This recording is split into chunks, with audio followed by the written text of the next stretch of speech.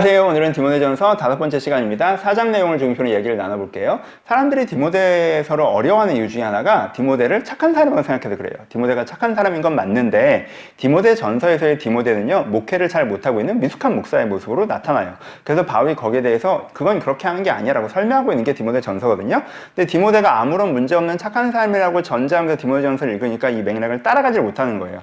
그러니까 조금만 그림을 바꾸시면 되게 쉽게 읽으실 수 있어요. 아, 디모데는 여기서 최소한 어리고 미숙한 목사가 목회를 지금 잘 못하고 있어요. 그래서 바울이 그걸 이렇게 하라고 조언해 주는 거예요. 그래서 이 조언을 통해서 진정한 목회가 무엇인지, 진정한 교회가 무엇인지, 신앙생활에 무엇이 중요한지에 대한 그림을 그릴 수가 있는 거예요. 이 그림을 그려가시면 디모데 전서를 좀 더 쉽게 이해하실 수 있습니다. 4장 얘기를 해보죠. 4장에서 바울은요, 디모데에게 굉장히 핵심적인, 직격하는 질타 혹은 조언을 합니다. 바울이 뭐라고 얘기하냐면요, 네가 목회의 핵심을 놓치고 있어 라고 얘기해요. 바울은 목회 핵심에 대해서 얘기할 때 복음을 깨달은 사람들이 말씀 안에서 양육되어서 경건한 사람, 마음이 깨끗하고 선한 양심을 가지고 거짓말에서 믿음에 나는 사랑을 가진 경건한 사람이 되기까지 양육해 나가는 게 이게 목회야. 이게 목회야. 근데 너는 지금 목회 핵심을 어디고 두고 있어? 망령되고 허탄한 신학, 뭔가 논쟁적인 얘기, 신학적인 얘기, 그리고 사회적 이슈에서 자기 견해를 제대로 피력하는 것, 이걸 목회 핵심으로 두고 있어. 정작 말씀으로 양육하는 건 안 하고 뭐 쓸데없는 질문에 대해서 대답해주고 뭐 사회적 이슈에 얘기하고 논쟁적인 얘기하고 요걸 왜 열심히 하고 있어? 너 핵심을 놓치고 있잖아. 이 얘기가 디모데전서 4장에서 얘기하고 있는 핵심적인 이야기입니다. 바울은 디모데가 이렇게 하고 있는 이유에 대해서도 굉장히 아프게 직격하는 부분이 있어요. 네가 이렇게 하고 있는 부분이 혹시 그들이 네가 연소함, 나이가 어림으로 업신여기니까 입증하고 싶어서 그렇게 된 거 아니야? 라는 톤으로 얘기를 해요. 보세요. 디모데가 너무 어린 목사였거든요. 그러니까는 사실 사람들이 잘 인정을 안 해줬단 말이에요. 그리고 전임자가 바울이잖아요. 그러니까 조금 무시당했나 봐요. 그러니까 자기가 잘하는 사람을 좀 입증하고 싶었을 거 아니에요. 근데 그걸 어떤 식으로 한 거예요? 그 사람들이 이걸 중요하게 생각하니까 이걸 잘하는 걸로 입증하려고 하는 경향이 있었다라고 바울이 얘기하고 있어요.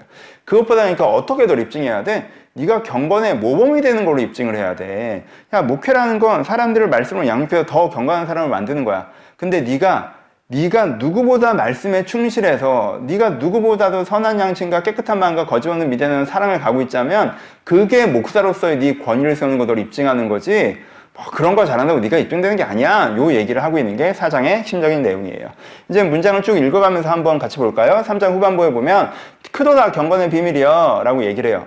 그래서 그리스도에 대한 이야기를 해요. 쭉. 그래서 그는 육신으로 말미암아 나타나셨고 영으로 의롭다 하심을 받았고 천사에게 보이시면서 막 그리스도에 대한 얘기를 하면서 내가 이것으로 형제를 깨우치면, 그러니까는 4장 6절에 복음을 깨달으면 믿음의 말씀과 내가 따오는 교훈으로 양육을 받으리라 라고 얘기해요. 그러니까 바울이 뭘 얘기했냐면요, 복음을 깨달은 사람들이 너한테 말씀으로 양육받아 경건해지는 그거에 집중해야 돼 라고 얘기를 해요. 그러면서 망령되고 허탄한 신화를 버리고 쓸데없는 논쟁에 신경 쓰지 말고 경건에 이르도록 내 자신을 연단하라. 네가 좋은 샘플이 되는 거에 더 집중해. 전심전력하여 너의 성숙함으로 모든 사람에 나타나라. 사람들이 이게 신앙생활인 줄 알고 있으니까, 이렇게 쓸데없는 얘기하는 게 신앙생활인 줄 알고 있으니까 네가 전심전력으로 더 경건생활에 힘써서 네가 그런 경건한 사람, 깨끗한 마음, 거짓 없는 믿음에 대한 사랑, 선한 양심, 이런 사람이 되면 오히려 맞아, 저게 신앙생활이지. 이런 정보량을 갖고 논쟁하는 게 아니라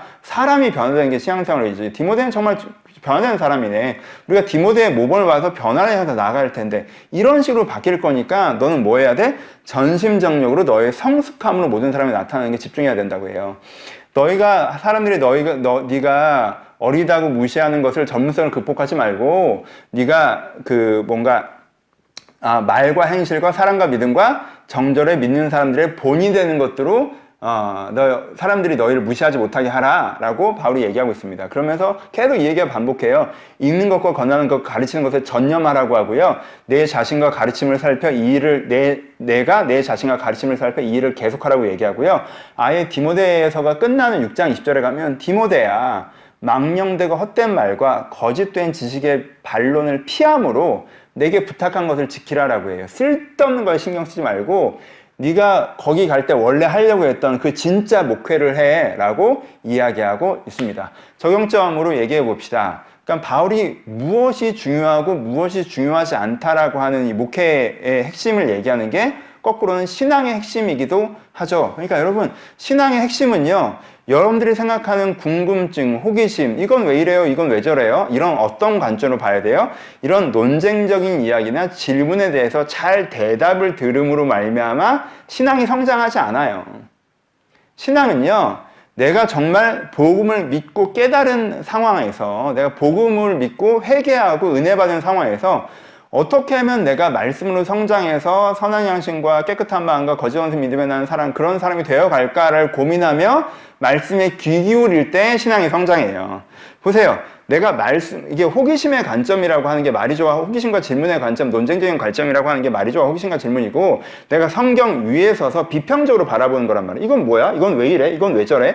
구조 자체가 이렇단 말이에요. 이래서 신앙이 잘 늘질 않아요.